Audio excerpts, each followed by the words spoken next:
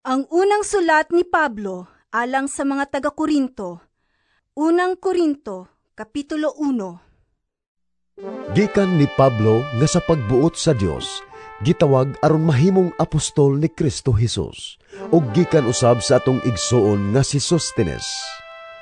Alang sa iglesia sa Dios diha sa Korinto, sa tanan nga gitawag aron mahimong balaang katawhan sa Dios nga naiya diha sa ilang pagkahiusa kang Kristo Jesus. Uban sa tanang tao sa tanang dapit nga nagsangpit sa ngalan sa atong Ginoong Hesukristo nga ilang Ginoo ug ato usab. Mainyo ang grasya ug kalinaw sa Dios nga atong Amahan ug sa Ginoong Hesukristo. Sa kanunay nagpasalamat ako sa Dios alang kaninyo tungod sa grasya nga iyang gihatag kaninyo pinaagi kang Kristo Jesus. Kay diha sa pagkahiusan ninyo kang Kristo, naadunahan kamo sa tanang butang, lakip sa tanang pagpanulti ug sa tanang kahibalo. Ang mensahe mahitungod kang Kristo, nakagamot na diha kaninyo, ug tungod ni ini, wala kamo makulangi sa tanang panalangin, samtang nagpaabot kamo sa pagpadayag sa atong Ginoong Hesukristo. Ligunon usab kamo niya hangtod sa katapusan aron wala unyay ikasaway kaninyo sa adlaw sa pagbalik sa atong Ginoong Hesukristo. Kasaligan ang Dios nga nagtawag kaninyo aron mahiusa sa iyang anak nga si Hesukristo nga atong Ginoo. Mga igsoon, sa ngalan sa atong Ginoong Hesukristo, naghangyo ako kaninyo nga magkauyon unta kamo sa tanan ninyong pagsulti, aron walay pagkabahin diha kaninyo. Paghiusa gayud kamo diha sa usa ka hunahuna ug tumong. Kay gibalitaan ako sa pipila ka sakop ni Chloe, nga kamo nagkabinggil. Ang buot kong ipasabot, mao nga nagkalain-lain ang gisulti sa usag-usa kaninyo. Ang usa mo ingon, dapig ako kang Pablo. Ang usa-usab mo ingon, dapig ako kang Apolos. Ug may nag-ingon, dapig ako kang Pedro. Ug adunay nag-ingon, dapig ako kang Kristo. Nabahin-bahin ba di ay si Kristo? Si Pablo ba di ay ang gilansang sa krus tungod kaninyo? Gibunyagan ba kamo sa ngalan ni Pablo? Nagpasalamat ako sa Dios nga wala ako'y gibunyagan kaninyo, gawas kang Crispo ug kang Gayo. Busa walay makaingon nga kamo gibunyagan ingon nga akong mga tinunan. Tinuod, gibunyagan ko usab di ay si Estefanas ug ang mga sakop sa iyang panimalay. Gawas kanila, wala nay lain nga nahinumduman ko nga akong gibunyagan. Si Kristo wala magpadala kanako aron ako mamunyag, kundili aron magsangyaw sa maayong balita. Wala nako gamita ang mga pulong nga lisod sabton aron dili mawagtang ang gahom sa kamatayon ni Kristo didto sa krus. Kay ang mensahe mahitungod sa kamatayon ni Kristo didto sa krus, binuang alang ni adtong nangalaglag, apan kanatong giluwas, gahom kini sa Dios. Ang kasulatan nag-ingon, himuon kong kawang ang kahibalo sa mga maalam ug isalikway ko ang kaalam sa mga makinaadmanon. Busa, unsa naman unyay kapuslanan sa mga maalam ug sa mga makinaadmanon ug sa mga batid sa lantugi ni ining kalibutana? Gipakita sa Dios nga walay kapuslanan ang kaalam ni ining kalibutana. Kay sa iyang kaalam, mao'y pagbuot sa Dios nga walay makaila kaniya pinaagi sa tawhanong kinaadman. Apan gibutan sa Dios ang pagluwas ni adtong mutuo pinaagi sa ilang giingong binuang nga mensahe nga mao'y among giwali. Ang mga Hudiyo nagkinahanglan og mga milagro agig pamatuod, ug ang mga Grego nangita og kaalam. Apan kami nagsangyaw kang Kristo nga gilansang sa krus. Kining mensahe dili madawat sa mga Hudiyo ug binuang alang sa mga dili Hudiyo. Apan alang ni adtong gitawag sa Dios, Hudiyo siya o Grego. Si Kristo mao ang gahom ug ang kaalam sa Dios. Kay ang giisip nila nga binuang sa Dios, mas maalamon pa kaysa kinaadman sa tao. Ug ang ilang giisip nga kahuyang sa Dios, mas lig-on pa kaysa kusog sa tao. Mga igsoon, huna-hunaa kung unsa kamo kaniadto sa pagtawag sa Dios kaninyo. Sumala sa kalibutanong sukdanan, pipilara kaninyo ang maalamon, gamhanan o tinamud sa katilingban. Gituyo pagpili sa Dios ang giisip sa mga tao nga walay kapuslanan aron pakaulawan ang mga maalamon, ug gipili niya kadtong giisip nga huyang aron pakaulawan ang mga taong gamhanan. Gipili sa Dios ang mga sinalikway ug mga tinamay niining kalibutana, ug ang gipakawalay bilis sa mga tao aron paghimong walay kapuslanan ni adtong mga butang nga giisip nilang mahinungdanon, aron wala gayoy makapagarbo sa atubangan sa Dios. Apan kamo gihiusa sa Dios diha kang Kristo Jesus, ug diha kang Kristo aduna kitay kaalam. Pinaagi kaniya nahimo kitang matarong atubangan sa Dios, nahimo kitang balaang katawhan sa Dios, ug gihatagan kita og kagawasan. Busa, sumala sa giingon sa kasulatan, ang buot magpasigarbo, kinahanglan magpasigarbo sa mga butang nga nahimo sa Ginoo. Ang unang sulat ni Pablo alang sa mga taga-Korinto. Unang Korinto, Kapitulo 1. Gikan ni Pablo nga sa pagbuot sa Dios, gitawag aron mahimong apostol ni Kristo Jesus, ug gikan usab sa atong igsoon nga si Sostenes. Alang sa iglesia sa Dios diha sa Korinto, sa tanan nga gitawag aron mahimong balaang katawhan sa Dios nga naiya diha sa ilang pagkahiusa kang Kristo Jesus. Uban sa tanang tao sa tanang dapit nga nagsangpit sa ngalan sa atong Ginoong Hesukristo, nga ilang Ginoo ug ato usab. Mainyo ang grasya ug kalinaw sa Dios nga atong Amahan ug sa Ginoong Hesukristo. Sa kanunay nagpasalamat ako sa Dios alang kaninyo, tungod sa grasya nga iyang gihatag kaninyo pinaagi kang Kristo Jesus. Kay diha sa pagkahiusan ninyo kang Kristo, naadunahan kamo sa tanang butang, lakip sa tanang pagpanulti ug sa tanang kahibalo. Ang mensahe mahitungod kang Kristo, nakagamot na diha kaninyo, ug tungod ni ini, wala kamo makulangi sa tanang panalangin, samtang nagpaabot kamo sa pagpadayag sa atong Ginoong Hesukristo. Ligunon usab kamo niya hangtod sa katapusan aron wala unyay ikasaway kaninyo sa adlaw sa pagbalik sa atong Ginoong Hesukristo. Kasaligan ang Dios nga nagtawag kaninyo, aron mahiusa sa iyang anak nga si Hesukristo nga atong Ginoo. Mga igsoon, sa ngalan sa atong Ginoong Hesukristo, naghangyo ako kaninyo nga magkauyon unta kamo sa tanan ninyong pagsulti, aron walay pagkabahin diha kaninyo. Paghiusa gayud kamo diha sa usa ka hunahuna ug tumong. Kay gibalitaan ako sa pipila ka sakop ni Chloe nga kamo nagkabingkil. Ang buot kong ipasabot mao nga nagkalain-lain ang gisulti sa usag-usa kaninyo. Ang usa mo ingon, dapig ako kang Pablo. Ang usa-usab mo ingon, dapig ako kang Apolos. Ug may nag-ingon, dapig ako kang Pedro. Ug adunay nag-ingon, dapig ako kang Kristo.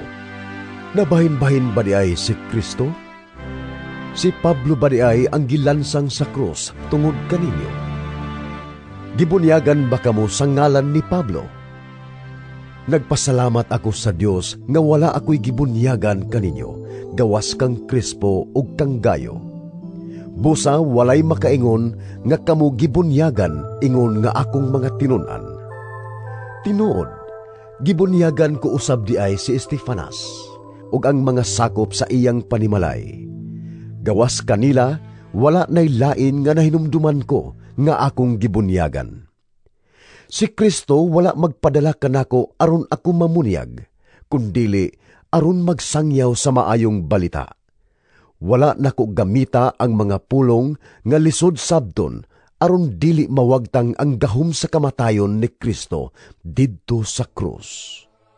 Kay ang mensahe mahitungod sa kamatayon ni Kristo didto sa krus, binuang alang ni adtong nangalaglag, apan kanatong giluwas, gahom kini sa Dios.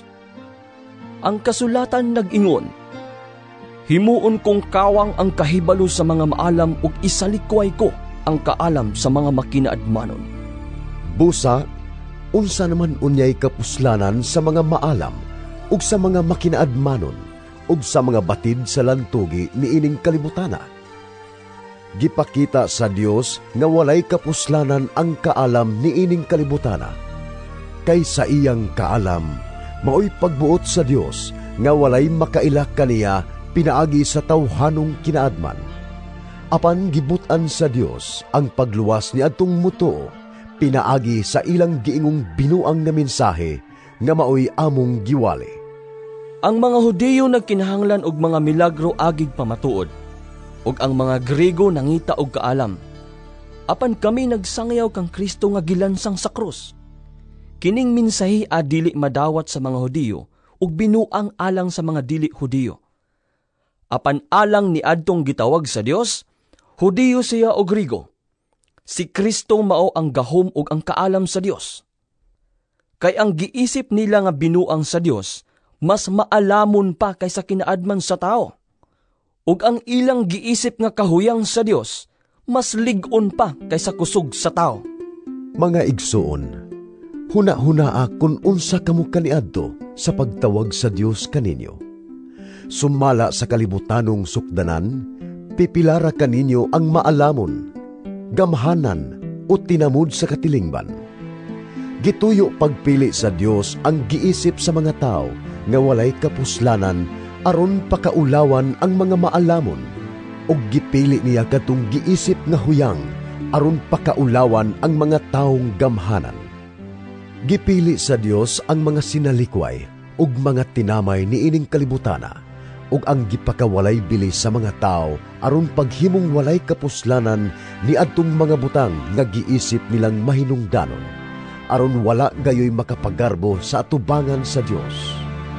Apan kamo gihiusa sa Dios diha kang Kristo Jesus, ug diha kang Kristo aduna kitay kaalam. Pinaagi kaniya nahimo kitang matarong atubangan sa Dios, nahimo kitang balaang katawhan sa Dios, ug gihatagan kita og kagawasan. Busa, sumala sa giingon sa kasulatan, ang buot magpasigarbo kinahanglan magpasigarbo sa mga butang nga nahimo sa Ginoo.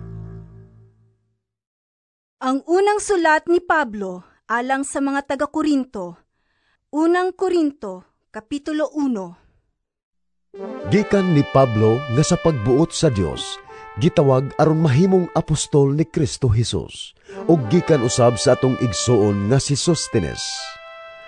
Alang sa iglesia sa Dios diha sa Korinto, sa tanan nga gitawag aron mahimong balaang katawhan sa Dios nga naiya diha sa ilang pagkahiusa kang Kristo Jesus. Uban sa tanang tao sa tanang dapit nga nagsangpit sa ngalan sa atong Ginoong Hesukristo nga ilang Ginoo ug ato usab. Mainyo ang grasya ug kalinaw sa Dios nga atong Amahan ug sa Ginoong Hesukristo. Sa kanunay nagpasalamat ako sa Dios alang kaninyo tungod sa grasya nga iyang gihatag kaninyo pinaagi kang Kristo Jesus. Kay diha sa pagkahiusan ninyo kang Kristo, naadunahan kamo sa tanang butang, lakip sa tanang pagpanulti ug sa tanang kahibalo. Ang mensahe mahitungod kang Kristo, nakagamot na diha kaninyo, ug tungod ni ini, wala kamo makulangi sa tanang panalangin, samtang nagpaabot kamo sa pagpadayag sa atong Ginoong Hesukristo. Lig-unon usab kamo niya hangtod sa katapusan aron wala unyay ikasaway kaninyo sa adlaw sa pagbalik sa atong Ginoong Hesukristo. Kasaligan ang Dios nga nagtawag kaninyo, aron mahiusa sa iyang anak nga si Hesukristo nga atong Ginoo.